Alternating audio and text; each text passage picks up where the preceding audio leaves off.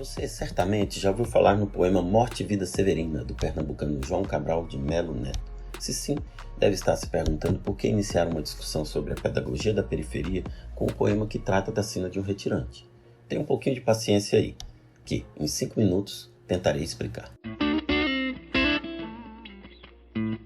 Um filósofo chamado Aristóteles, que nasceu em Atenas bem antes de Cristo, escreveu um livro chamado Política, que a cidade é formada por pessoas essencialmente diferentes. Pessoas iguais, segundo seus ensinamentos, jamais poderiam fazer uma cidade. Esse é um traço comum na história das cidades. As cidades nasceram a partir do encontro, a partir da reunião de pessoas que resolveram, por motivos variados, ocupar um espaço para viver em comunidade. Imagina, se já era complicado na Atenas de Platão, hoje então, com centenas de cidades que ultrapassam 1 milhão de habitantes, o sonho de viver em uma comunidade de interesse fica cada vez mais distante. Há quem diga que as cidades surgiram das feiras, outros por motivos de proteção e outros pela necessidade de celebração. O historiador Mumford, referindo-se à importância dos cemitérios, escreve que, em muitos casos, a cidade dos mortos antecedeu a cidade dos vivos. Independente do motivo, a experiência da cidade é e sempre será coletiva. Isso mesmo, os bulevares construídos na administração de Haussmann não definem Paris, assim como os viadutos construídos na administração de Maluf não definem São Paulo. O Central Park também não define Nova York. O que define cada uma dessas cidades não é outra coisa senão a experiência pública. A cidade é, fundamentalmente, um lugar de acumulação de experiências públicas. Aí reside a possibilidade diária de aprendermos com a cidade. E isso vale tanto para Roma de Júlio César, para Londres de Sherlock Holmes e também para o Rio de Janeiro de Marielle. É essa experiência pública que nos permite dizer que existe uma pedagogia da cidade. Essa pedagogia se assenta em 3 possibilidades. Primeiro, na possibilidade de admitirmos que a cidade é ocupada por uma diversidade de pessoas. Já perceberam, por exemplo, que as mulheres e as crianças pouco aparecem na história das cidades? Que frequentemente os livros esquecem que a gênese da urbanização brasileira está na escravidão urbana? Segundo, essa pedagogia se assenta na possibilidade de admitir que as pessoas ocupam e frequentam lugares diferentes no tabuleiro urbano. Os lugares para trabalho, os lugares para habitação, os lugares para lazer. Os lugares na cidade contribuem para a definição das pessoas. Terceiro, essa pedagogia se assenta na possibilidade de admitirmos que existe um vínculo histórico tenso entre a cidade e a democracia, entre o esforço de reconhecer-se como produtor da cidade e a força autoritária que dificulta cotidianamente esse reconhecimento. Então, o encontro no espaço público passa a ser a força motriz das mudanças. O espaço público, historicamente, garante. Primeiro, o anonimato para os indivíduos. Afinal, pode-se dizer que o simbolismo de maio de 68 repetiu-se também em Praga, no Rio de Janeiro e na Cidade do México.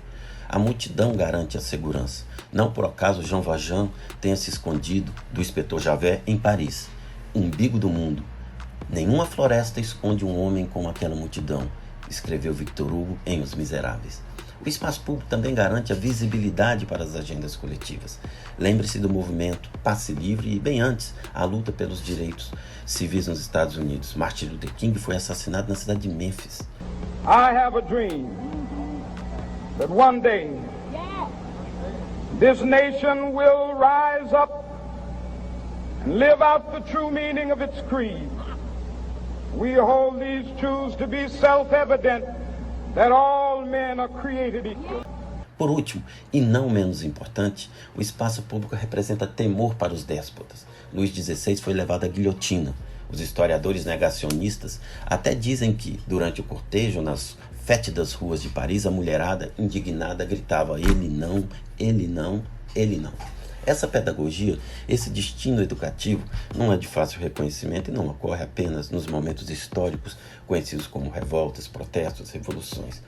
Por constituir-se como espaço fragmentado, fracionado, os pedaços da cidade, a partir das conexões diárias, também ensinam. Tal é o exemplo concreto das periferias urbanas. A visão da periferia urbana como um espaço homogêneo, isolado, dependente das áreas centrais é bastante comum. Essa visão, por tudo que já discutimos nesse canal, é uma visão caricatural. Acreditar nisso é acreditar que a periferia é uma fração estéril, que nada tem a ensinar para a cidade. Notem o exemplo das favelas. Vamos lembrar aqui que favela não é sinônimo de periferia. Ela está na periferia, mas a periferia não se reduz a essa forma social e morfológica de habitação. A negatividade relacionada ao conceito de favela para além da posse da terra, assenta-se em um tripé discursivo, basicamente resumido assim. A favela tem uma forma específica, indicada por padrões incorretos de edificação. A favela tem uma economia estéril, como um celeiro de mão de obra barata. A favela é um espaço onde impera violência e exala medo para o restante da cidade. Será mesmo? Nunca vi tamanha desgraça. Quanto mais miséria tem, mais urubu ameaça. Aê, minha véia, deixa a cenoura aqui. Com a barriga vazia, não consigo dormir. E com o bucho mais cheio, comecei a pensar que eu me organizando posso desorganizar. Em contraposição, podemos lembrar, os espaços conhecidos como favela, a exemplo de grandes áreas do Rio de Janeiro, têm uma forte economia no setor de comércio e serviços.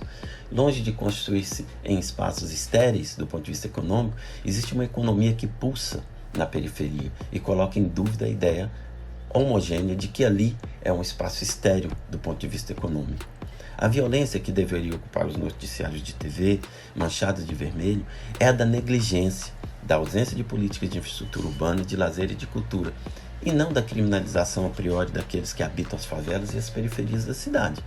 Para além disso, pesquisa do Data Favela tem repetidamente indicado que, apesar das dificuldades, os moradores das favelas são felizes, e a ideia de comunidade associada à solidariedade diária é o que define essa felicidade.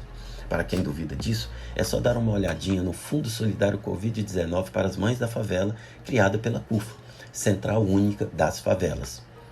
Mas e aí? Já se passaram mais de 5 minutos e nada de morte e vida Severina. Bom, o poema retrata a sina do retirante Severino que, às margens do Capibaribe, em Recife, resolveu desistir da vida. O poema é uma síntese do Brasil, síntese do encontro da periferia rural com a periferia urbana em um país periférico. É um poema de sina, de destino. Milton Santos lembrou que, na cidade, são os pobres, os severinos, que mais fixamente olham para o futuro. Mestre Carpina, morador do Mucambo, diante do nascimento do filho, ao responder às indagações de Severino, dá um exemplo de como, na periferia, pedagogia é sinônimo de esperança. Ele diz assim: e não há melhor resposta que o espetáculo da vida. Vê-la desfiar seu fio, que também se chama vida. Ver a fábrica que ela mesma teimosamente se fabrica. Vê-la brotar como há pouco, em nova vida explodida. Mesmo quando é assim pequena, a explosão como ocorrida. Mesmo quando é uma explosão, como a de há pouco, franzina. Mesmo quando é a explosão de uma vida severina. Valeu pela paciência. E assim encerramos nossa sina para o Educa Periferia.